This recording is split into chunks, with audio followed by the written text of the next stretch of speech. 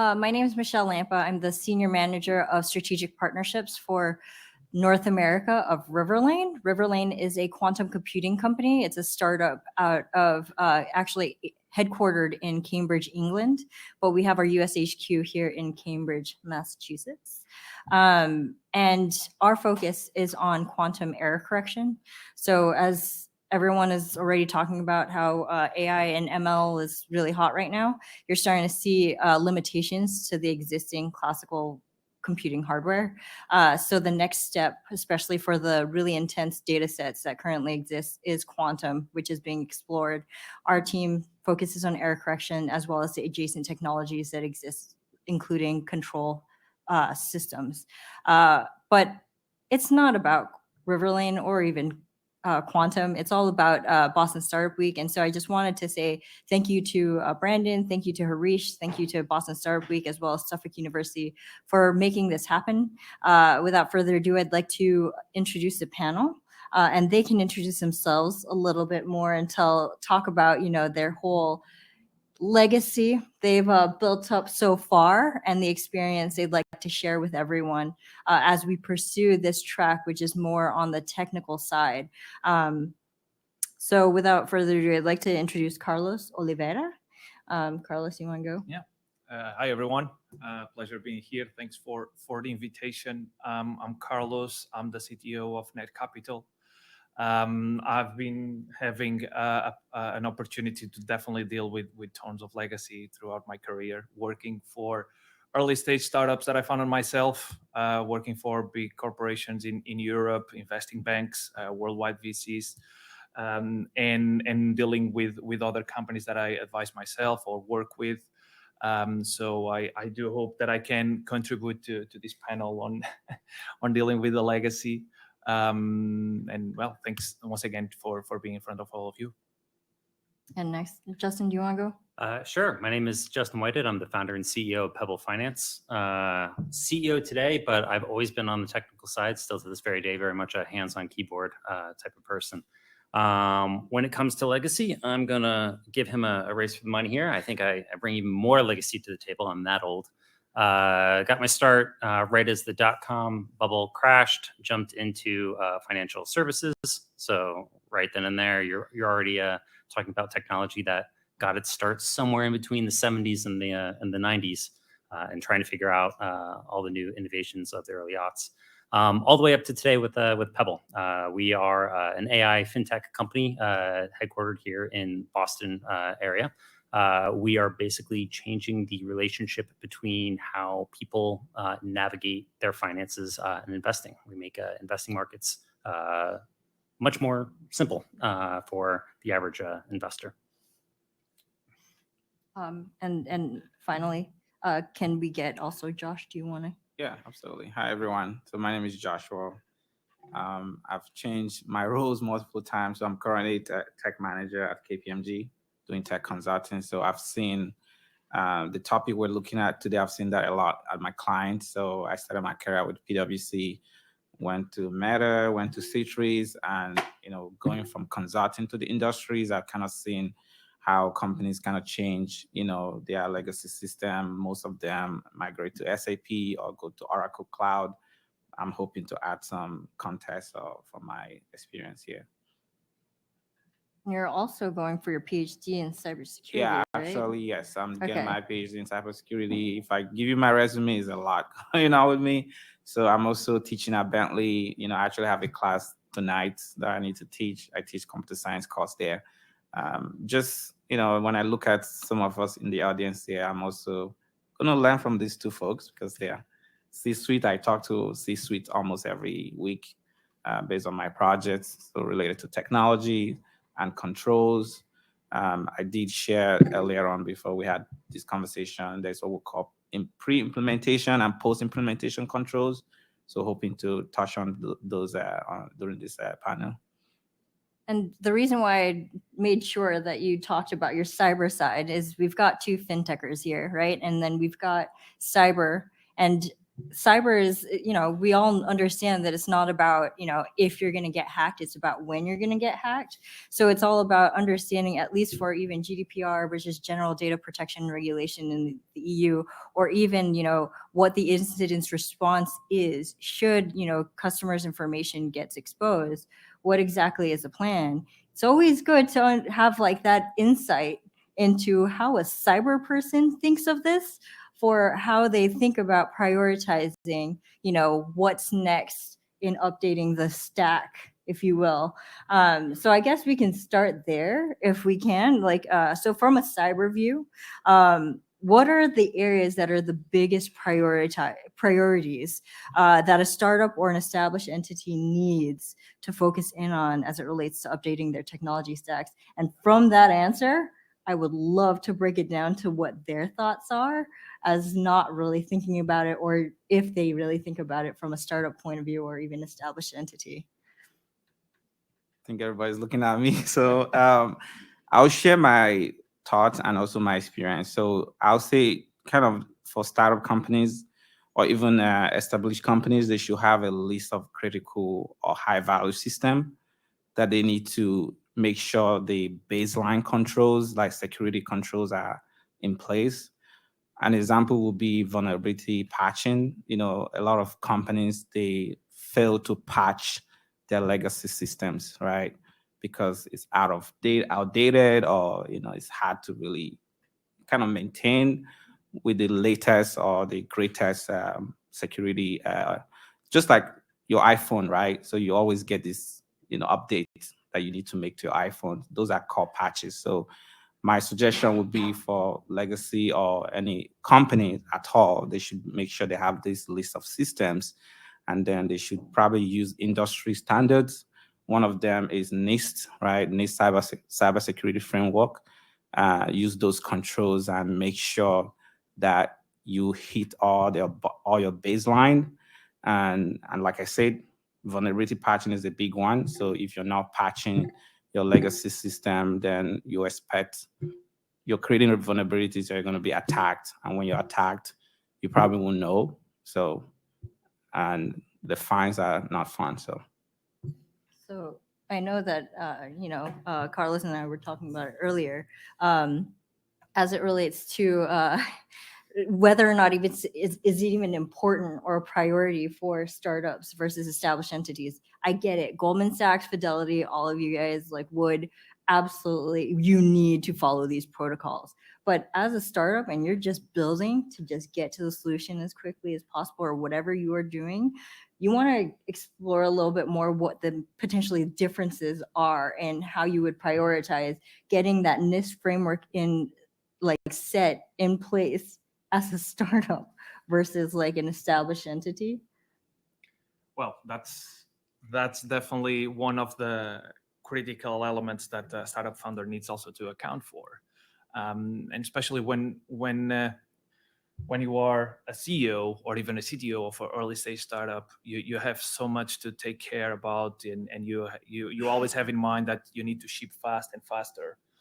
That over time, if you don't take since early stage, the right procedures, the right protocols internally, at some point you're going to have an exposure. That's for granted. It's like you were saying, or he was saying, sorry, that I forgot already who said, it's not about whether it's going to really happen. It's just about when it's going to happen. Sorry.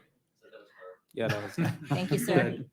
That's a reality. And for early stage startups, what is important is to have the right protocols and following the best practices, and find the right balance between not being too obsessed also with cybersecurity, but also not being too obsessed with getting faster into the revenue, and just building for the sake of building. So trying to put in place the minimum protocols that would protect your own systems, hiding and identifying the backdoors. That's usually what I like to advise. At least write them down, because you need to know upfront what will be the risks. Even if you know the risks exist, the fact that you identify them, they will be the first ones where you're going to look at in the event of a disaster. That's that's what I usually advise on is like, okay, just write things down, things that you identify, because if you are trying to get into the market with something, let's be realistic. You're not going to build a perfect solution either on cybersecurity, on business, or even marketing. You are prototyping everything all around.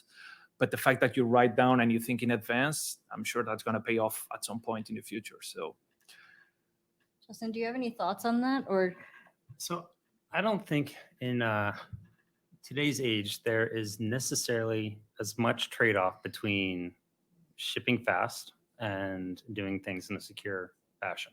I think it's, especially if you're in this room and you're starting something from a blank slate type of deal, there are a lot of things that you can get, a lot of wins that you can get effectively for free as you go ahead and build towards great internal developer experiences. Case in point, so at Pebble, we, you could say that, we want everyone to, ship code, automatically publish their changes to master, and off it goes, and all that type of stuff. We don't do that. We make it very easy for the developer. So every change, has to go through a code review. But it's going through a build pipeline where we've automated it being run against various checks. Through GitHub, we've got Dependabot, which is looking at all our external dependencies and making us aware of CVEs that were out there, and giving us alerts when those are broken. As we produce our Docker images and they go into our Elastic container repository, we get another set of scans talking about the health of the image and all that type of stuff. All these security things, looking for vulnerabilities and all that, that's just baked in and happens silently behind the scenes. And we did this because what was important to us is we wanted to build out the internal tools to be able to build fast and ship fast and all that type of stuff. And security needs to not be a block with that. I think it is much harder if you are a legacy organization, you have existing build systems and all that type of stuff. Now we're in this, more mature world where CVEs are being shared and all that type of thing. Like, how do I now back that into a legacy system? I think is more difficult. Might be one of those areas where you start really, again, having a part of your team focus on some of your developer experience and be like, hey, can we build things differently such that security now is, at least partially addressed by design and not as an afterthought. Acknowledging that security is never going to be completely captured, or there's no such thing as 100% secure, as he probably knows. that being said, if you were to identify, or assess emerging technologies or certain apps that would be very helpful to just secure as much as possible, or even any type of technology that you want to integrate into your current stack, how do you prioritize that? Do you choose as many of the free ones as possible? We all know how easy it is to even create some of the apps. How do you do your own due diligence internally to identify those apps or APIs or whatever else that you want to integrate into? With respect to security, or more broadly? Let's do both. Let's do both. So with respect to security, a lot ends up being in and around the maturity of an ecosystem that you're integrating, right? You could be in some newfangled, I'm not going to go ahead and throw JavaScript underneath the bus, but every 3 months, there's yet another framework that goes ahead and is going to change the world. And I've got a nice shiny to-do app to go ahead and prove it type of deal.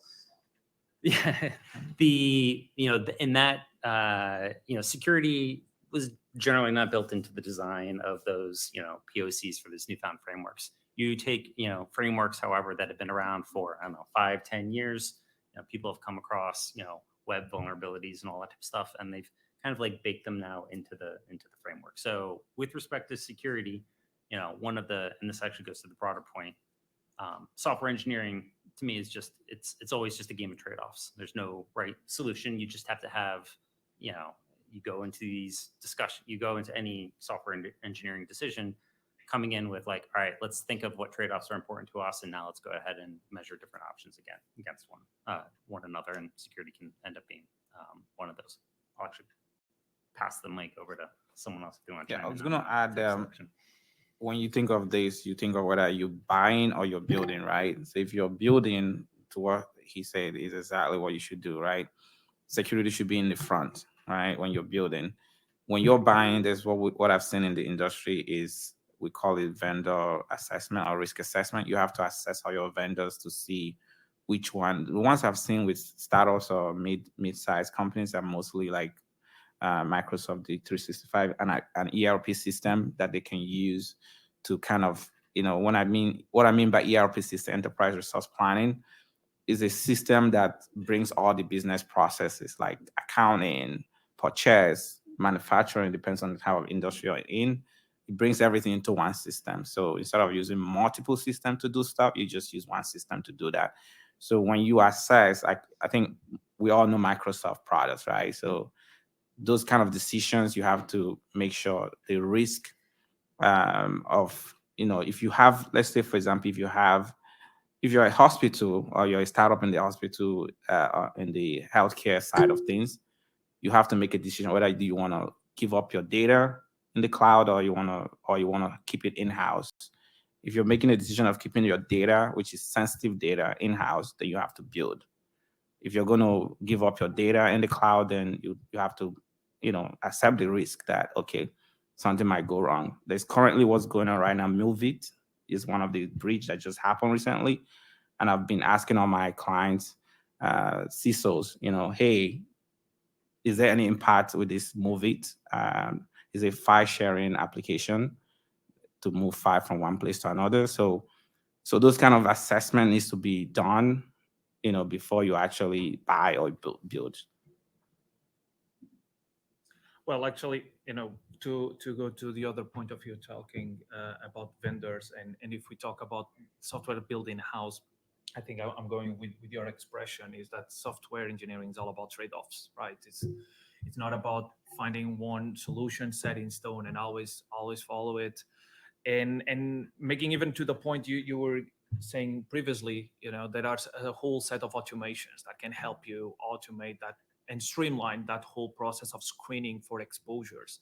You were giving, you were going technical in the aspects of having the pipelines, GitHub, Docker, all of those screening for vulnerabilities. That is tremendous help when we're talking about in-house software, especially if we're talking about solutions like JavaScript. Not to throw it under the bus, but every day we see new packages coming along. I don't say at as fast as that pace, but we could say easily that every once a week or once a month at least, we get a new vulnerability out of a recent package in JavaScript. And it's so important to have those tools automating and screening those vulnerabilities for you or for your team, because doing that manually is just insane. It's humanly not possible. So in that regard, and if we're looking into early stage companies, automate as much as you can. Find the right balance between in-house or third-party vendors when you're looking into software, and find the leverage. Once again, the trade-offs, not only for software but also for business, right? What's your time to market? That's usually a metric I always talk to people. Is like, okay, what's your time to market to develop a feature since the concept until the release? So how do you measure that? What's your ultimate goal? What's your vision of the company? That, not because that will prevail forever. Pivots occur. You need to change your vision. You need to change sometimes what do you do. But it's more to understand how you're going to apply your trade-offs based on that. And then there is a whole pyramid of actions that you follow, since the business to marketing to technology. And when you're building your stack, that should be taken into account.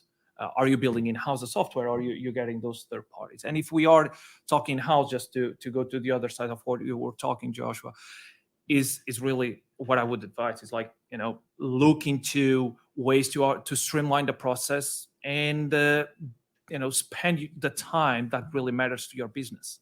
Once again, talking about the in-house, because when we're talking about the third parties, there is a whole diligence that sometimes people forget to do on those vendors, and there is no need of reinventing the wheel. Sometimes those vendors help tremendously to validate a product, to validate the market you're trying to go in, and sometimes you're spending twice the effort of developing something that is already in a market look at them, but make sure they will not be a vulnerability at some point. And there are so many certifications nowadays these tools needs to comply with. And the fact that you look for those, it's a good tool to start with and say, okay, well, they comply with the ISO something, because there are so many. That should give you some security that they are secure in that sense. So once again, trade-offs, I think that was a good expression that you picked up, and looking into certifications on those vendors and look to automations to in-house software you develop. That should give you some peace at night, at least, I would say. So I really like this idea of, trade-offs and everyone thinking, or at least understanding, what that actually means. But essentially, I would love to learn more about the philosophy behind, building out a new product or introducing new tech to the company. Do you write that down in the very beginning, like what the trade-offs are? Does it exist somewhere so that as you scale, you actually have it there? Or, I mean, I would love to learn more about actually the philosophy and what the mindset should be, or what would be helpful for someone who's like in a tech startup versus even in an established entity, and what their mindset should be on when they're assessing tech debt or even legacy systems, and what they should do. Well, first, can someone define tech debt in the best way possible? I can try. I don't know if you want to The try as world's, well. the world's most loaded phrase ever. Go ahead. Yeah, no, that's hard. It's something really hard to define. Well, what's really tech debt? Because I don't know if that's going to be something I'm going to repeat for the rest of the conversation. There's so many things in this space that depends on business to business. In order to try to answer your question as well, how do you analyze the right technology? But at the same time, how do you analyze what you have in front of you is already a technical debt? And there are so many, I want to say even metrics, or at least some thoughts you can put into your business and to your processes, internal operations, or even the software you're building, and you, I don't know, benchmark against the mission of what you're trying to really do, or even the vision of what you have for a product. It's not something I don't know, unless someone tells me otherwise, but I don't think the definition of technical debt is not set in stone across the life cycle of an organization. It changes over time, because you can have technical debt in the way you maintain a product. You can have technical debt in the way that you supply new features to the same product, and the list goes on and on.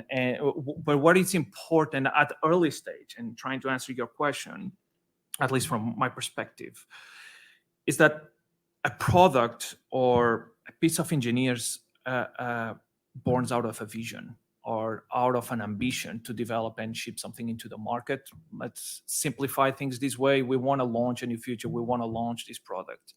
Well, okay, but what's really the goal of the product? What is really important to the product? Is a product, let's say, it's in a highly competitive market that we competing with so many companies that, being the first into the market really matters. Then I think, that speaks for itself. Time to market really matters. Is that something in a very high regulated space, like fintech, or let's say in the health space, then regulations matter. So speed might backfire at some point to you. So once again, there are trade-offs that we need to talk about. So, and also what's the current level of the organization? Is an organization that it's super early stage, we need to get faster into the revenue? How much going to help that product to get into monetization? So, and then you work from the top to the bottom, or bottom to the top, depends on how you see the pyramid. But from that business perspective, that goal, you're gonna start to draw or start architecture your solution around that. So trying to pick a situation that we really need to get shortened into revenue, we need to monetize, especially in the economical situation right now.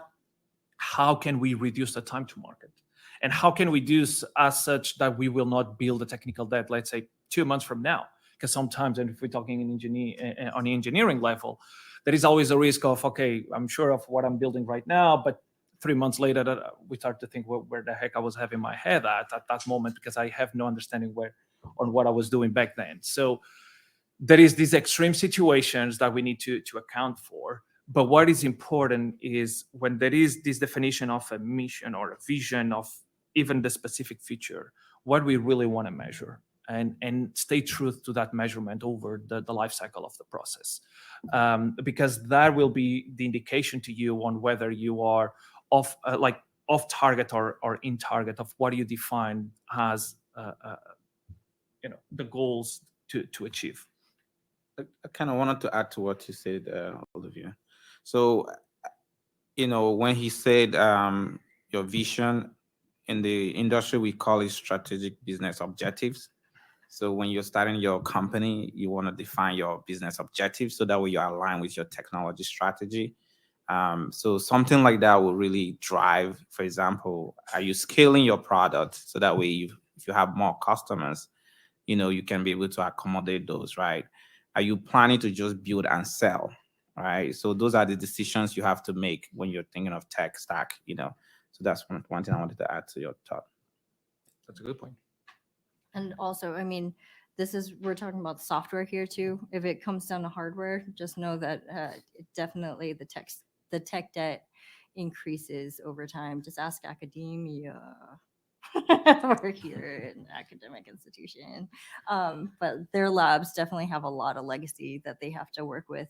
And unfortunately, especially for various different companies that want to work with companies or even entities that have legacy stack like that and hardware, unfortunately, even though it's painful sometimes, you end up having to make these accommodations and certain types of code and certain types of solutions that is not great, but unfortunately they all have it and they probably won't change. Have you ever had to experience anything where a new technology or even you have to eat that tech debt just because you waited too long to make a change and it may have affected the bottom line somehow? Yeah, daily. I mean, listen, the tech industry is changing all the time. Again, going back to Pebble, we started off with the ability for people to naturally express an idea into Pebble and create whatever they wanted to invest in. So if you want to invest in EVs, but no Elon Musk because you think he's crazy, you just say that, and we'd create that portfolio for you. And then 6 to 9 months ago, LLMs started coming mainstream, and the whole traditional NLP approach of doing it kind of immediately got outdated. I mean, you had people stressing out at all your FANG companies, all these like NLP researchers, like Making it perfect. All their work just went like redundant overnight, seemingly, type of deal. Now, was that tech debt? I think I have different opinions as to what the definition of tech debt I would love is. to hear that. I'll share that quickly. I'll share that clip later. But in this case, this is, I don't know, when you've been in the industry for 20 some odd years, you see how rapidly things change. It doesn't really faze you that, like, hey, what I just worked on 6 months ago, I'm throwing out the window now and doing something that's newer and better. That's what's fun. I don't know. To me, that's the exciting part of it. Going back to what tech debt is, I think there's a lot of things that masquerade as tech debt that aren't tech debt. Tech debt is an active decision that you've made. Sometimes it's influenced by business, sometimes it's influenced by technology, but you are making an active decision to take one course of action versus another course of action in your product, and a promise to yourself or future self that, like, hey, I will go ahead and repay this debt later. You will have, and especially with like legacy systems, if you're an older company that's got a very mature older tech stack, you're trying to hire new people to come in and take over this system, they're just going to be screaming the words technical debt left and right, and that's not technical debt. They weren't there building those systems and had those things in mind. code is just hard to read. It's super easy to write. It's just Yes. hard to read. So everyone goes ahead and starts blaming things on tech debt, which really isn't tech debt. You have to approach actual tech debt and the things that masquerade as tech debt a little bit differently. I like just exactly what on what Justin was saying, and I think that's the best definition that we can definitely put on what's going to be technical debt, and what it's just choosing a path. The fact that you choose A over B, I'm sure that at some point you or someone that is going to maintain what you did will question why not B, and B would be way more suitable. But the context that was influencing a decision that makes the whole difference, and that's super important.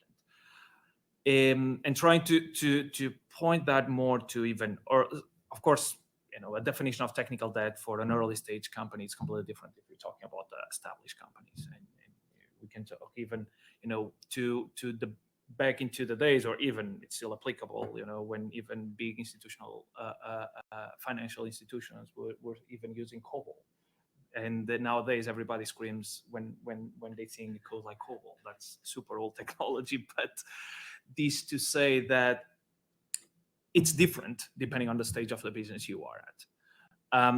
And what matters the most is how you're building is that flexible over time. Because once again, the decision you're taking today is going to be different tomorrow. You're going to have different needs. You're going to have a different context. So make sure the decision you're taking today is not, how can I say this? You're not compromising a future decision, and you can at some point change or pivot, and you don't need to deal as much technical debt as we could have if you would have strict rules, or trying to take into an example, and I see these more often than not, is when engineers try to predict the future. Let's build this because I think 5 years from now it's going to be useful for the company. We never know if the company is going to be alive 5 years from now. Why are we building something so futuristic? But at least take a decision today, build somehow that we can try that in the future, but just don't be obsessed in 5 years from now, or even a year from now, we're going to use it. So make things so they are easily changed over time. And that is probably the best way to mitigate technical debt, is that you build having in mind future change. And that's why one of the key elements, key aspects, as early stage as you can be, to take into consideration architecture. If you define good architecture procedures, good processes, and so even if you have, because your teams grow, you have new people coming on board, and of course they will have tons of new ideas, bring those people into operations, bring those people into flows and processes that you plan ahead of time. And that's why planning is so important. It's not because you're going to anticipate all the needs of your company into the future, but you put some thought on, and you define a processes and a procedure that future pivots, future experimentation, they will be supported by a strategy you put it together. So that will be always my piece of advice to any company, regardless of their dimension. But if we're talking about pre-seeds and seeds or startups, look into architectures. And CTOs look into how you're architecturing every piece of software you're talking. And of course, we're talking about software. It's easy to change, much easier than hardware, 100%. But if you define an architecture and you build a team around an architecture, you're going to be much closer to be changing things much easier, because you are isolating, protocols to connect to, let's say, databases, or communicating with presentation layers, because then you're going to narrow the point of failure in terms of, or where your team should look in terms of maintenance. And maintenance is always the bottleneck in terms of maintaining and ensure that there is minimal technical debt as you can. So flexibility, change, and architecture are the three main things you should always be looking at if you want to make sure a year from now, or even less than that, you're not looking at technical debt. That being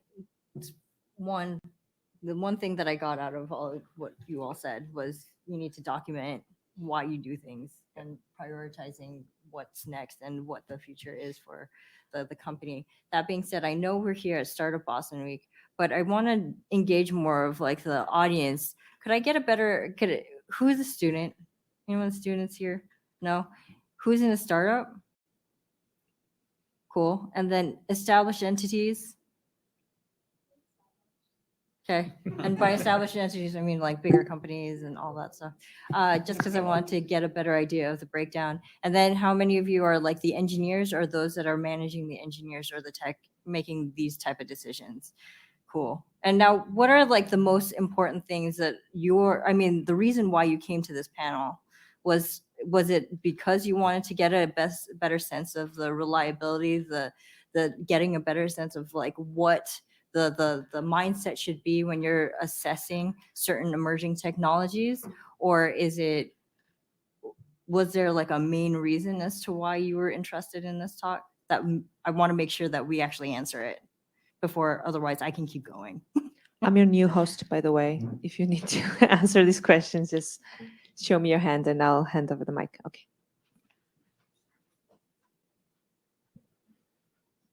One particular one having a passing interest, but not any like background in ML is this talk was advertised as scaling up software without breaking the bank. What do you do when hardware limitations are a serious factor? With respect to ML, Yeah. or Specifically that, but also in general. That's just kind of the one I'm jumping off of. like, and you mean like hardware costs? Like you're trying to do something on a shoestring, Vertical shoestring. scalability versus horizontal scalability. Basically, my immediate limiting factor is like to even experiment with something I would need, for instance, a real graphics card that then has to have an entire install around it that it's like thousands of dollars just for the one piece and then so on. And I know that's not strictly limited to LLMs. There's also stuff like stable diffusion and various other things that that headroom would lend itself to, but For what industry? there's Just experimenting Just, on it. just experimentation, experimenting? basically. Okay. That's a very interesting question. For trying to make the correlation on what I see in the finance space, because it's being used, I see being used so many machine learning algorithms or even high intensity algorithms. And there is always these analysis you have to do, right? And that's why I was touching on vertical scalability versus horizontal scalability. And when we talking about vertical scalability, is what we could define as adding more resources, more computing power to address the needs of the algorithm. Or then when we're talking about horizontal scalability, is like how much can I'm sorry, actually the other way around. When we're talking about horizontal scalability, we're talking about computing needs, and vertical, how much can the current software piece handle. In that, that is so hard. And if we're talking about, can I afford the next server to handle and grow this piece of software into? It's a bit of the analysis I was talking a little bit early on, because we're talking about optimizations and granular optimizations of a software piece that needs to, can we afford that vertical scalability, or do we need really that new graphical card that it's more expensive to handle the current needs of the software? And that's a bit of the trade-off. And it's going to depend on from my perspective, if I understood exactly the scenario you were giving, it's going to depend on the details of the system you're talking about. Can we? Okay, That would be awesome. Yeah. Right, just so it's audible to everyone. Just to clarify a little more about the use case, the personal bias I'm coming from is like borderline allergy to proprietary cloud stuff. I've been slowly trying to move a lot of my personal usage off of this for a while. What I don't want ever is to be caught in something like what happened with Trello, where they pulled the rug out from under their entire free tier, and then suddenly a bunch of users had nothing. Where this crosses over into ML is I see a lot of stuff about ChatGPT. I personally am very interested in something like Llama, but then you get into computing resources to run that locally. So, all right. So as an example, not strictly that, but yeah. we'll get into some pragmatic hacks here. So things like Llama, you can actually run that on CPU. It's going to be slow as hell. But if your goal is not speed, your goal is not production, your goal is just kind of do something from A to B or whatever, you don't care about the speed of what's going on. So run that on a personal laptop. Understand the allergic to cloud. Play the cloud providers off of one another. They're all giving out credits. They all want to attract people, especially. It's a little bit easier when you're able to run on commoditized hardware. If you need graphics cards, there's a big demand for those right now. So they've gotten a little harder to go ahead and procure. But Amazon and Google and Microsoft and all that type of stuff, they're all running programs for people to go ahead and run experiments and all that type of stuff, and use all of them. Like, don't use one, just use all of them, and go ahead and get $100 here, $500 over there, so on and so forth, enough to go ahead and run your experiment. Ostensibly, if your experiment, whatever you're trying to do, yields some interesting success, well, now you can probably warrant being like, hey, I'm going to go spend a couple $1,000s to put a rack a GPU in my household and get the side benefit that it keeps me warm during the winter, or something of that nature. But Because then it's maybe for profit. Exactly. Experiment on their dime, and then prove out whatever proof point you need to have, and then feel a bit more comfortable that hey, it'd be worthwhile to spend a few $1,000s to make my own rig. And I just want to add to, like, at least on the academic and governmental side, there's, in addition to just like the credits that certain companies have, I think the state has like a $75,000 per year like voucher or whatever to get access to certain labs around the state. Like, I don't know, UMass I know is part of it. So is I think certain colleges in Rhode Island and New Hampshire. It's a New England thing, but essentially there is an opportunity to do that as well. And I don't think a lot of people know about it nor take advantage of it. These are basically areas where these are academic institutions that are providing lab space as well as accessibility to certain tech that maybe you wouldn't be able to afford otherwise. So take advantage of that as well. TIL. Yeah. And to add exactly what Justin was saying, leverage as much free credits as you can, especially into that, and prove the concept, and then think about spending more money. And nowadays we see generous packages being offered by specifically the cloud providers. We see that for example, AWS is more famous for the partnerships they have with several VCs, but even off VCs, they have their own programs. They usually offer, like, if I'm not mistaken, 10,000 worth of $10,000 a year, or something around those lines, which is ton of money, or are tons of money. The trick for some startups I see on even controlling their financial expenditure on the operational side is when they get access to those free credits, they thought that money is infinite, but you just waste that in a snap of a finger. So just be conscious about your operational expenditure, even if you are prototyping, and try once again to understand how much you want to extend that experimentation for, and try to find the balance. But anyway, the bottom line is, for your case, as I also understood, leverage as much as you can the cloud providers and what they offer, and then think about stage 2 to get into on-premise type of approach.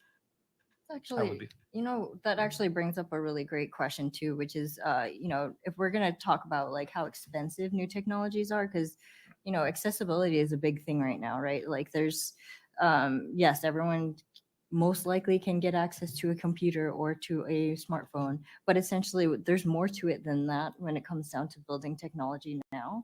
So, what is the trade-off? What is the most expensive, would you say, of, certain types of text to explore, to integrate into your current workflow or whatever, versus others that you could probably just be like, okay, this is for free, like an API to sign in with Google authentication or something.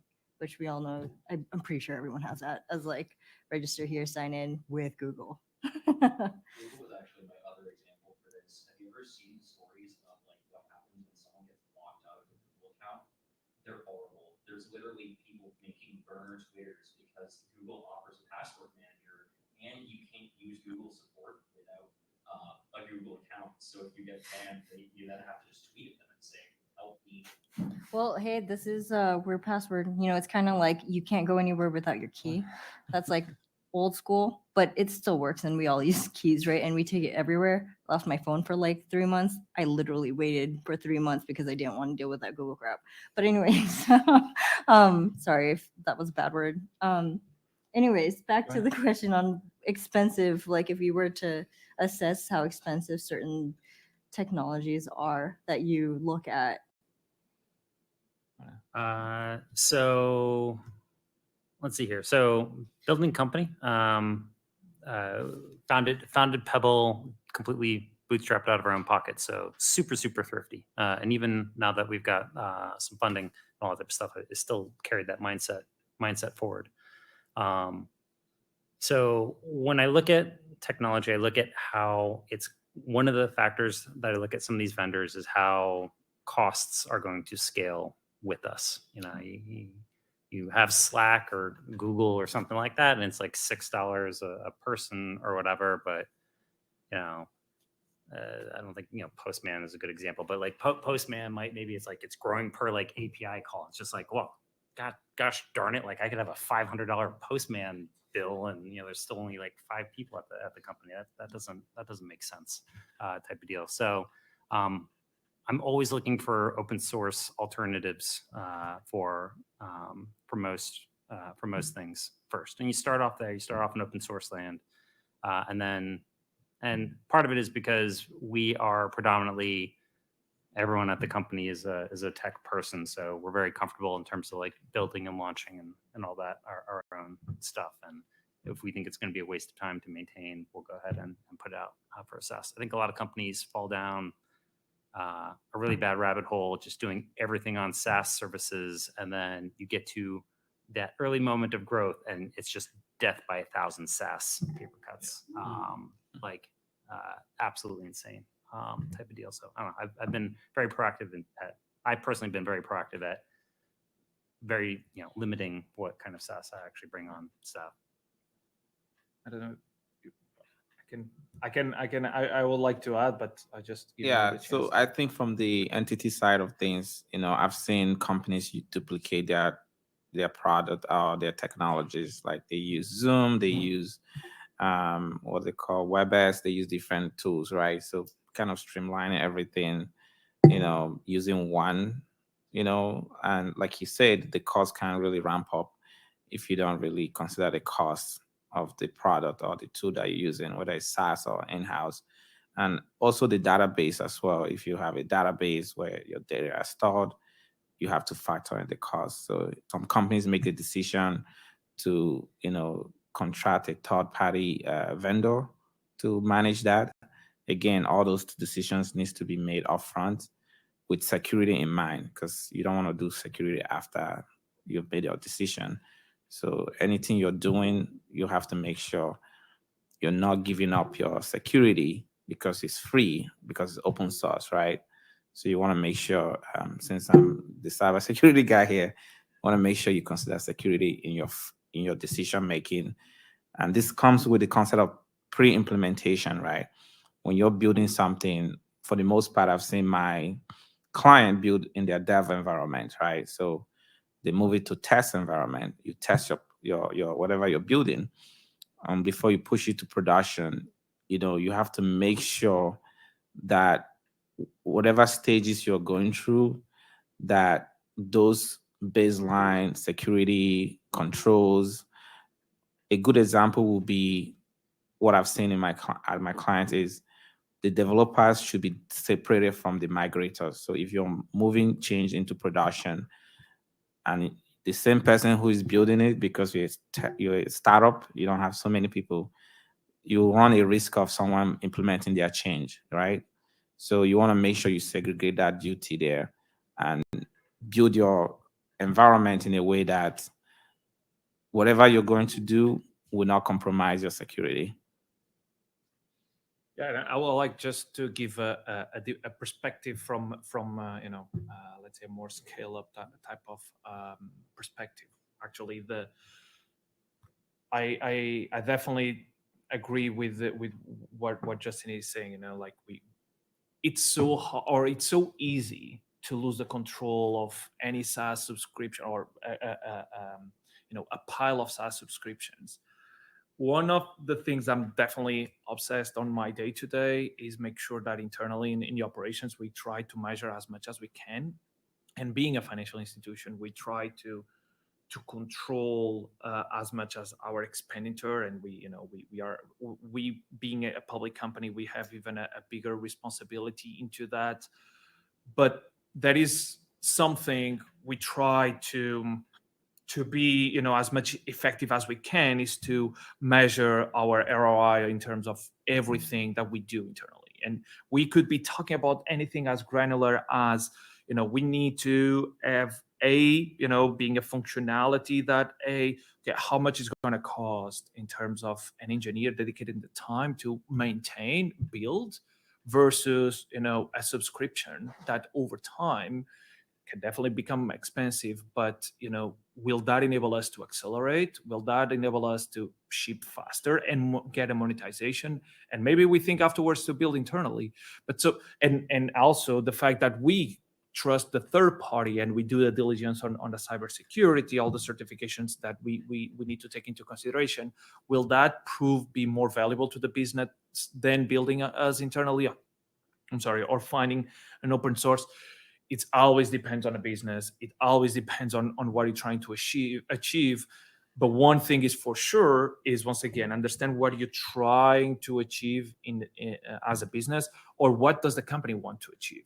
And you as a manager or as someone responsible on a department, and regardless if you are in technology department, if you are in sales department, operations, it's always the same thing. Make sure you know your numbers, and really make sure you know your damn numbers.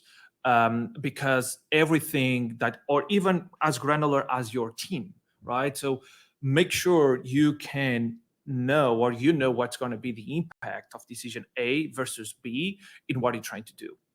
And understand what are the resources available to you. And resources is not just money. Resources is also time. When you are in the startup environment, time is so limited, that they just has 24 hours, and you need to make sure, and if you multiply that versus the amount of people you have, well, those people, the fact they are dedicating time to do something specific, they will not dedicate their time to something else. And it's always the trade-offs you got to do.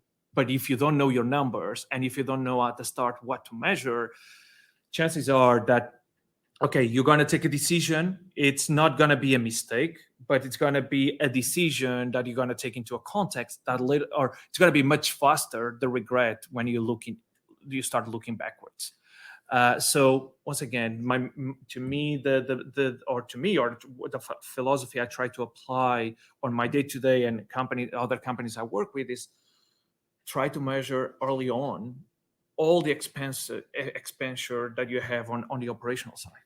And it doesn't matter if it's technology, it doesn't matter the department, technology, sales, operations, it's internal operations of the company. Measure everything, every single thing you do. Might not be the right thing tomorrow, but today, and you can even leverage that information to support any decision you do over time. So I'm assuming that, so one of the last questions I had was essentially, if you were to tell your younger selves who are just going to become like first time CTO, first time like tech founder, first time even like engineering lead that's making these tough decisions on upgrading your legacy stack, really quickly before I like check to see if, do we even have any questions from like online, or anyone else who has any questions that we can answer really quickly? Okay, we've got one.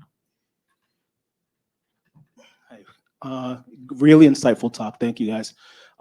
So my name's Andy. I run a product development firm. We basically build web and mobile apps for very, very early stage startups like MVPs and stuff. My question is, we recently had to fire like 2 engineers we hired within literally the first 45 days. So what's your thought process around like making hiring decisions? They're very expensive resources. So every time we fire someone, it's almost like we feel like we're set back 2 months. So how do you mitigate that turnover, and what's your thought process around the interviewing stage? Besides just the standard proficiency test that they could take, how do you kind of navigate that to mitigate that risk? And I would like to take this one because I see that being an issue more often than not, and it's just amazed me how easy it is to lose institutional knowledge, to lose basically know-how into the process by just someone leaving a company, and that has such an impact on a company that people, even companies don't once again, they don't measure, and it's really hard to measure because people are not just what we pay them in the end of the month, because they really have so much knowledge that the fact that you replace that person, how much is going to take to onboard someone else to get into the same level as this person that is departing now.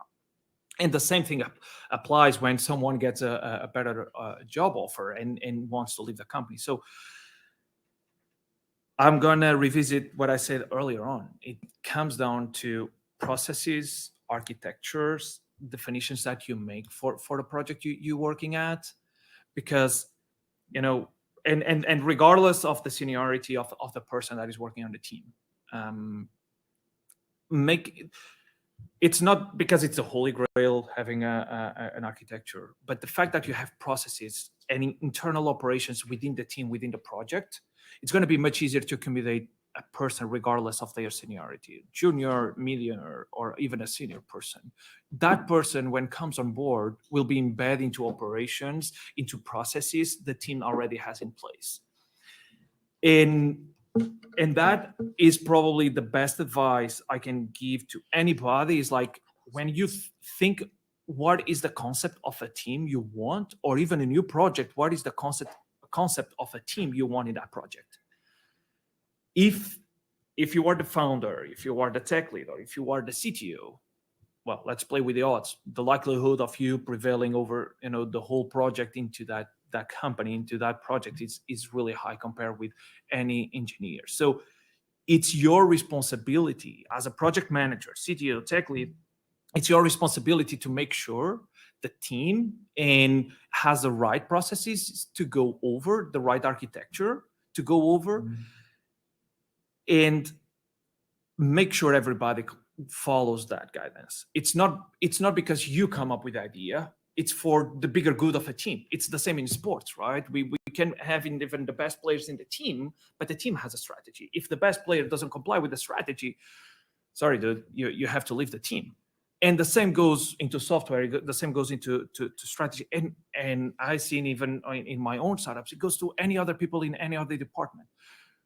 And founders neglect a lot the importance of having a strategy to what they do on the day-to-day. And in technology, oh my God, that's every day. There's a document we call that. Josh and Dark and Sorry. Carlos and We Josh. call this SOP, standard operating procedure. So if you have that living document, even though you lose somebody on that team, at least you can use that document. I remember my first few days at Meta, I literally spent most of my time on the project I was working on to document the process. I was in charge was access review process, including Mark Zuckerberg, all these big top guys.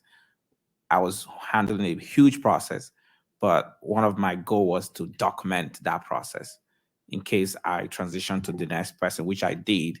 That process will continue and continue to improve going forward. So making sure before you make your hiring decision that you have a living document, or even at the point of policy, you have policy procedures in place, so that way when you bring those people in, they can actually integrate themselves and also perform and meet expectations, which I know expectation will be something set at the HR level and all that. So Okay. And I apologize, but we have definitely run out of time.